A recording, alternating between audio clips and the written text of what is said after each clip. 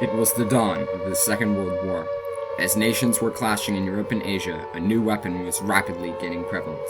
Its staggering destructive power could break a nation and cripple entire cultures. This weapon was strategic bombing, the military practice of bombarding civilian targets to erode an enemy's power base. As its use became increasingly widespread, civilian casualties skyrocketed. In fighting the evils of our world, we had blurred the lines of our own morality.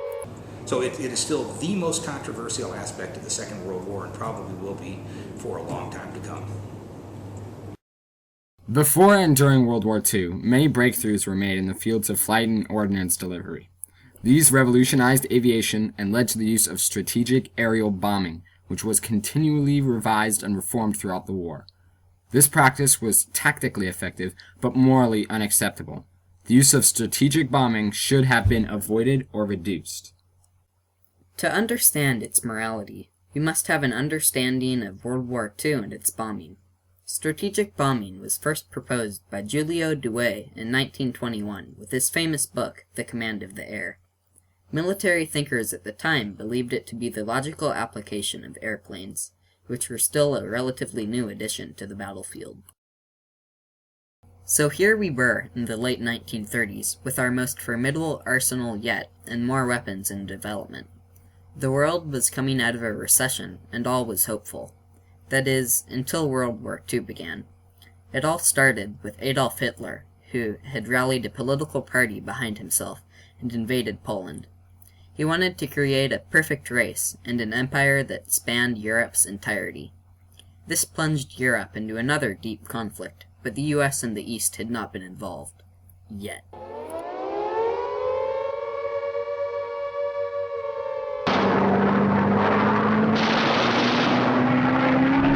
Yesterday, December 7th, 1941, a date which will live in infamy. The United States of America was suddenly and deliberately attacked by naval and air forces of the Empire of Japan. The attack caught us by surprise. We'd become involved in the Second World War whether we liked it or not. Now there was no mistake. The U.S. was now firmly and without a doubt a participant in World War II. By this time, the war in Europe had been raging for 4 years. The United States was entering its 20th month of involvement in the war, and the economies of the world were working hard to support the monumental war effort. In Europe, a British and American bomber force had a new target in their sights: Hamburg, Germany. Hamburg was a city with a strong military presence. It housed munitions factories, U-boat yards, and other key military targets. So Field Marshal Arthur Bomber Harris of the British Bomber Command directed his forces at the town, and thus started Operation Gomorrah. The air raid warnings first sounded at 11:40 p.m., and the bombardment continued for 8 days. Hamburg was the first great firestorm, and it caught the British as much by surprise as it did the Germans. A firestorm occurs when you have thousands of small fires that are allowed to merge into progressively bigger fires, and the fires merge and create their own climate system. I mean, this really was kind of an empirical replication of hell on earth. The city was left ruined. 42,600 people lost their lives to the firestorm, and 37,000 more were wounded. A mushroom cloud of smoke rose 7 kilometers above the city. Never before had the German people been so thoroughly devastated. Tactically, the operation was a success. The raids took out a large percentage of the city, demolishing military targets.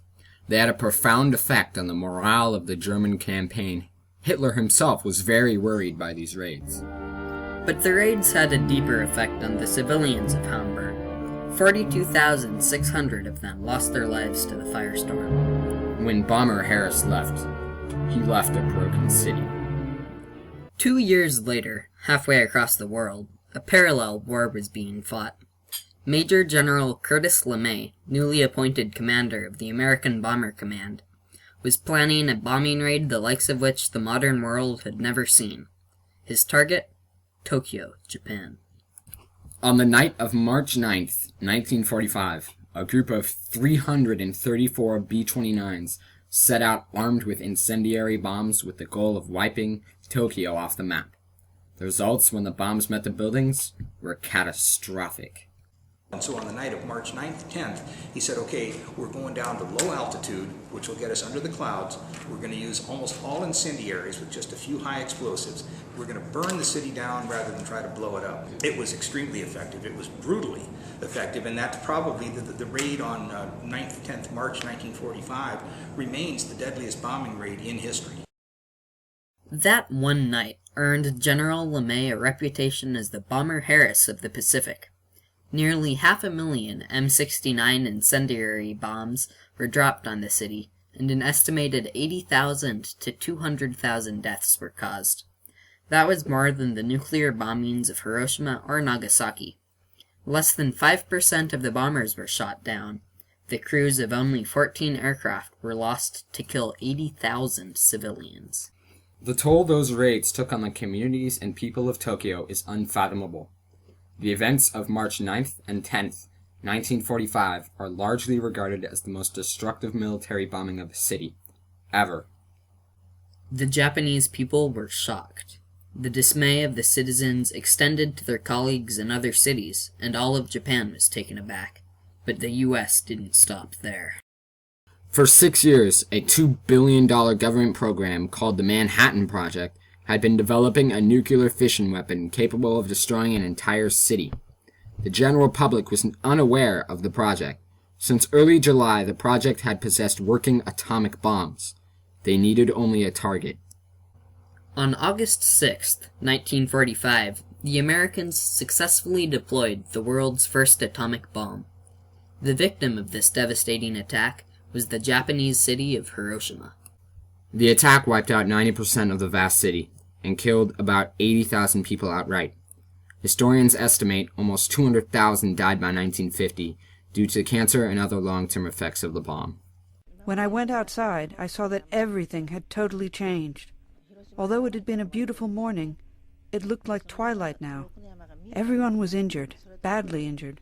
No one was helping other people. They just looked after themselves. Japan's Emperor Hirohito announced his country's unconditional surrender on August 15, 1945, 9 days after the bombing of Hiroshima.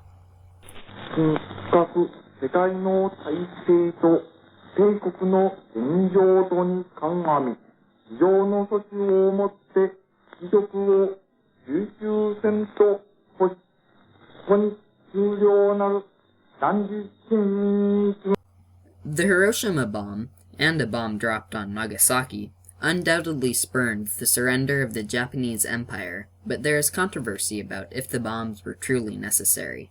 Neither atomic bomb was needed to win the war. The war would have ended in an Allied victory with or without the bombs.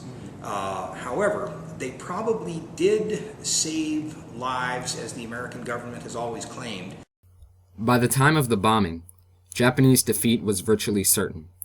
We had proved our superiority at sea, in the air, and on the ground. Perhaps if we had exercised greater restraint, those 200,000 innocent souls could have been spared. That tends to be a theme in strategic bombing. Did the murder of hundreds of thousands of civilians really shorten the war and ensure our victory? Was it worth the terrible sacrifice and the loss of our country's humanity? The answer, told by thousands, is a resounding no. The use of strategic bombing of civilians was inexcusable. The stories live even today of the terrible horror that these bombs produced. The practice of targeting the general civilian population resulted in such catastrophic casualties that it would be worth any cost to repair them or to have avoided them. As the citizens of Hamburg, Tokyo, Hiroshima, and many other cities know, the atrocities committed by bombers and war leaders in the Second World War could never be justified. We can only grieve for those lost and prevent such a thing from happening again.